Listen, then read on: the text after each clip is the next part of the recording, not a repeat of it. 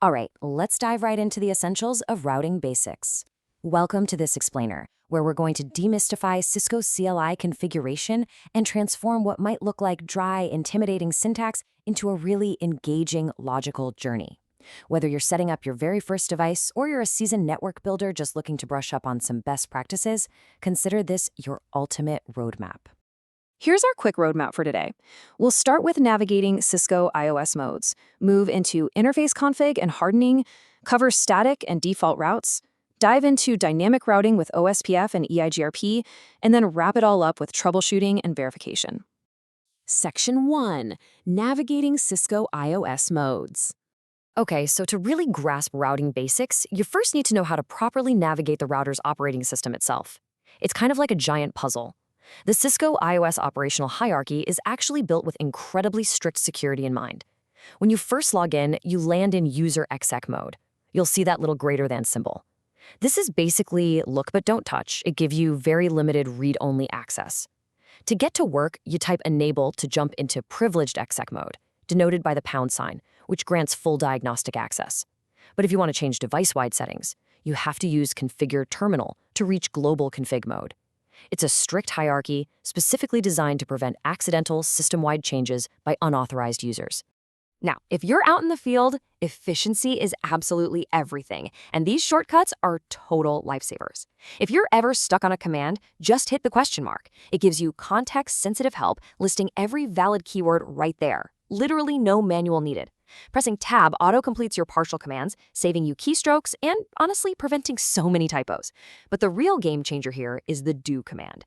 When you're deep inside configuration mode and just need to confirm an interface came up, appending do to your show commands, like do show ipint brief, lets you run those privileged exec checks without constantly having to back all the way out of your current config mode.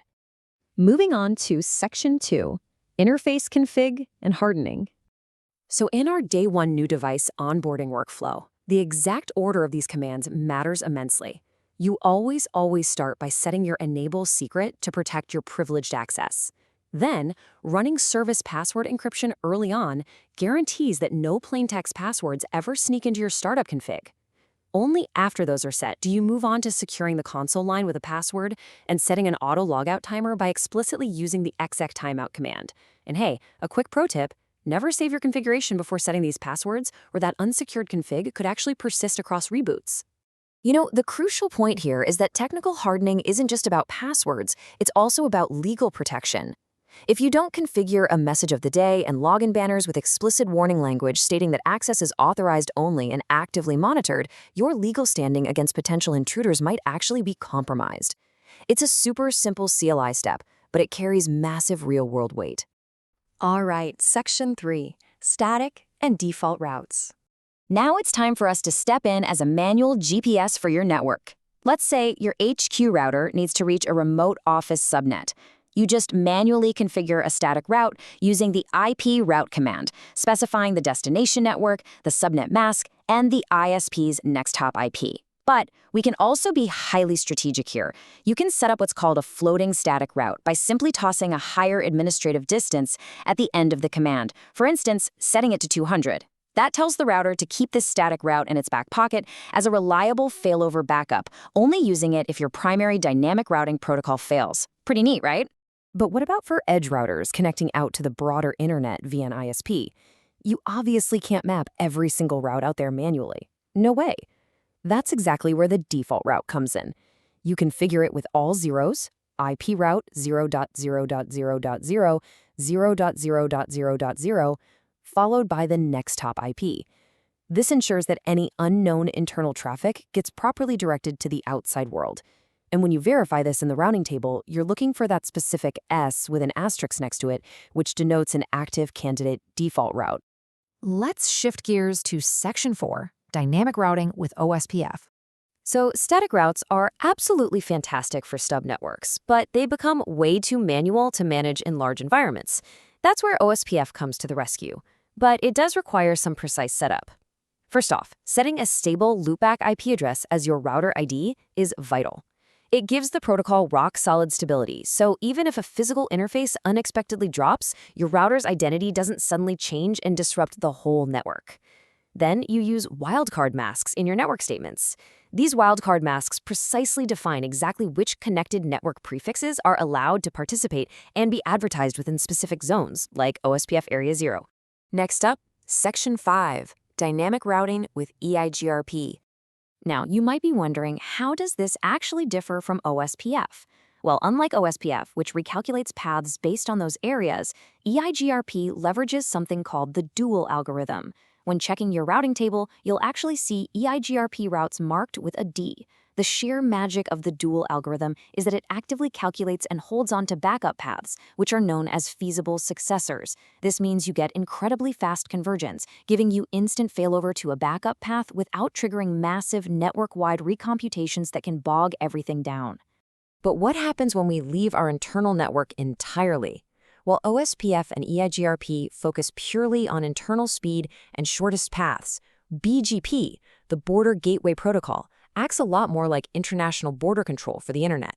BGP is entirely policy-based, not metric-based. It's used for internet routing and multi-homing between autonomous systems, focusing heavily on administrative rules and path manipulation rather than just raw internal link speed. And finally, Section 6, Troubleshooting and Verification. Look, no matter how perfectly you build your network, eventually a user is going to report an outage. That's just reality. And that is exactly when you have to transition into a detective using a systematic, layered approach. When connectivity fails, we don't just guess. First, you ping the local gateway to confirm the default route is reachable. Next, test end-to-end connectivity with a remote ping. If that fails, test from a specific source interface, like a loopback, to validate that the return traffic is routing back correctly. And finally, bust out traceroute. This hop-by-hop path discovery pinpoints the exact router where your packets are dropping or where latency spikes are occurring. Let's actually put this into a real-world scenario. Imagine a remote site suddenly goes completely dark. If you run this exact sequence of show commands, you will isolate the issue in seconds. Step 1, check Show IP Route to see if you simply have a missing route to that subnet. Step 2, run Show IP Interface Brief to scan for a downed physical WAN link. You're looking for that dreaded down/down status. Step 3, use Show CDP Neighbors Detail.